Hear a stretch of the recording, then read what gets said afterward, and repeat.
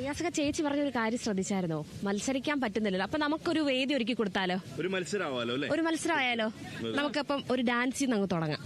Okay, അപ്പം music ഇടാം, തുടങ്ങാം. ഓക്കെ.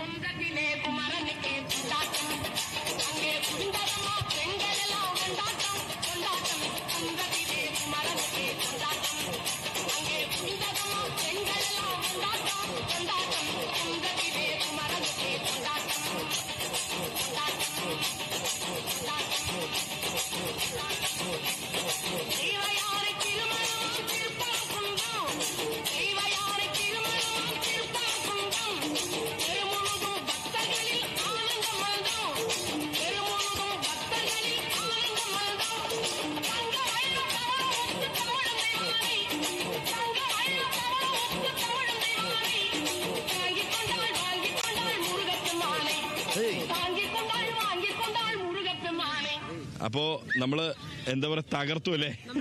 സ്റ്റെപ്പായിരുന്നു, ഭയങ്കര ടഫായിട്ടുള്ള സ്റ്റെപ്പാണ് നമ്മളിപ്പോ കാണിച്ചത് അല്ലേ ചേച്ചി? അതെ, ഇത് പഠിച്ചെടുക്കാൻ തന്നെ വർഷങ്ങൾ കൊണ്ട് സ്വായത്തമാക്കിയ സ്റ്റെപ്പുകളാണ്. ആണല്ലേ? അതെ, അവിടുന്ന് 3 പേരും തകർത്തു. പ്രത്യേകിച്ച് മായ ചേച്ചി പൊളിച്ചില്ലേ? അല്ലേ? അതെ, ചേച്ചി പൊളിച്ചു എന്നൊക്കെ പറയുന്നത് അവിടുന്ന്. അതെ, താങ്ക് യു. അതെ. പിന്നെ ചേച്ചി വേറെന്തൊക്കെയാ ചെയ്യാറുള്ളത്?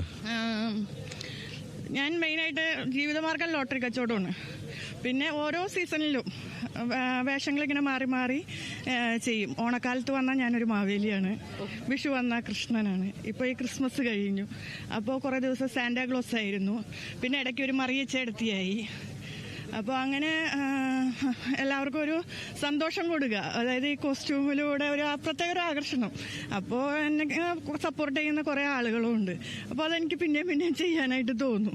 ഇപ്പൊ മായ ചേച്ചിയാണ്. ഈ മായ ചേച്ചിയുടെ വേറൊരു പ്രത്യേകതയുണ്ട്.